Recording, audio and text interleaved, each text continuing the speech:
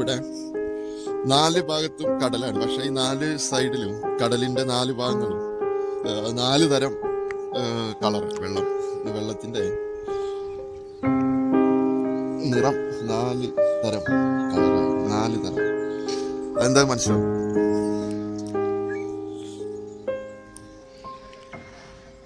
അതുപോലെ തന്നെ ഇവിടെ നമ്മുടെ ഇത് ഒരു ഇന്ത്യൻ ഓഷ്യനിൽ പെട്ട ഒരു ആഫ്രിക്കൻ രാജ്യമാണെങ്കിലും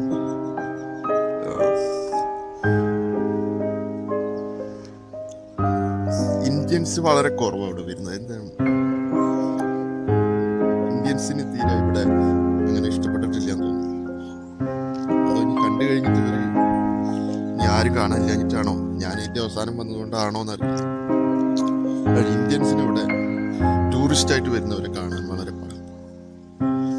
അതുപോലെ തന്നെ GCC ഭാഗങ്ങളിൽ നിന്ന് വരുന്നവർക്ക് ഇവിടെ അറബികളൊന്നും ഓടിയിട്ട് തന്നെ കിട്ടുന്നത് വളരെ കുറവാണ്. അറബികൾ പക്ഷെ എനിക്ക് തോന്നുന്നു ഇവിടുത്തെ ഹോട്ടൽസ് നല്ല ഹോട്ടലുകളുണ്ട്. പക്ഷെ ഇവിടുത്തെ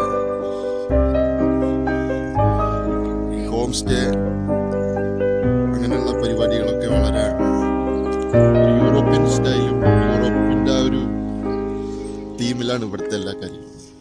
അപ്പൊ അതുകൊണ്ട് ഈ അറബ് വംശജർക്ക്, അറബികൾക്ക് അതത്ര ഇഷ്ടപ്പെടുന്നില്ല എന്നൊരു അംശമില്ല. പിന്നെ നൈറ്റ് ലൈഫ് തീരെ ഇല്ല. 5 മണിയാകുമ്പോഴേക്കും കടലും കടപ്പുറം ഇവിടുത്തെ പണി കഴിയും. അതുകൊണ്ട് അറബും ഇന്ത്യൻസിനൊന്നും ഇങ്ങനെയുള്ള സ്ഥലങ്ങളിലൊന്നും വരുന്നതിന് താല്പര്യമില്ല.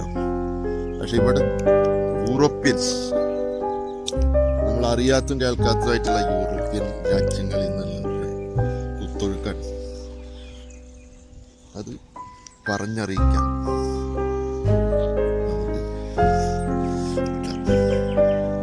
അത്ര യൂറോപ്യൻസ്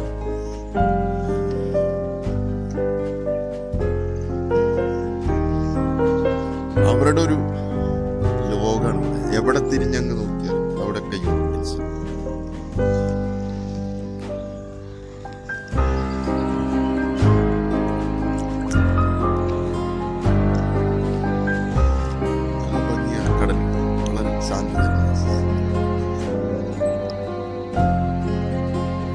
ഞാൻ കാലത്ത് ഒരുവിധം ദിവസങ്ങളിലൊക്കെ ഇവിടെ കുളിക്കാൻ വരും. കാരണം വെള്ളത്തിനൊക്കെ ഇവിടെ ഭയങ്കര ഒന്ന് കുളിച്ച് പോയി കഴിഞ്ഞാൽ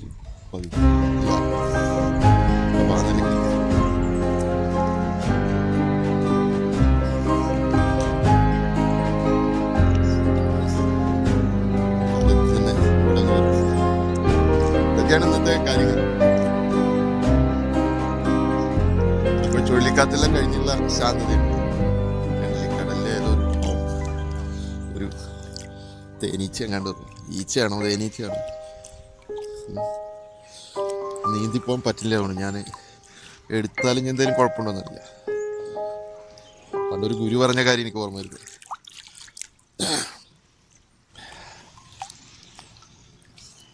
തോണിയിൽ പോകുന്ന ഗുരു ഉറുമ്പിനെ രക്ഷപ്പെടുത്തിയപ്പോൾ ഉറുമ്പ് ഗുരുവിനെ ഒന്ന് കടിച്ചു. പിന്നെയും അദ്ദേഹം ഉറുമ്പിനെ രക്ഷപ്പെടുത്താനായിട്ട് ശ്രമിച്ചു. പിന്നെയും കടിച്ചു. അപ്പോൾ തോണിക്കാരൻ പറഞ്ഞ്, എന്തിനാ ഗുരുവായി കടിക്കുന്ന ഉറുമ്പിനെ രക്ഷപ്പെടുത്തുന്നത്? അതെങ്ങനെയെങ്കിലും പൊക്കോട്ടെ, അല്ലെങ്കിൽ അതെന്തെങ്കിലും ആയിക്കോട്ടെ, നമുക്ക് പോവാന്ന് പറഞ്ഞപ്പോൾ ഗുരു പറഞ്ഞു, ഉറുമ്പ് ജന്മവാസനയാണ് കടിക്കുക അല്ലെങ്കിൽ കുത്തുക എന്നുള്ളത്. ഒരു ജീവിയെ അല്ലെങ്കിൽ ഒരു വർഗത്തെ രക്ഷപ്പെടുത്തുക എന്നുള്ളത് എൻ്റെ ജീവിത ദൗത്യം എന്ന് ഗുരു പറഞ്ഞത് എനിക്കിപ്പോൾ ഓർമ്മ വരുന്നത്. തീർച്ചയായിട്ടും നമുക്ക് ഈ ജീവനുള്ള ഈ ചെറിയ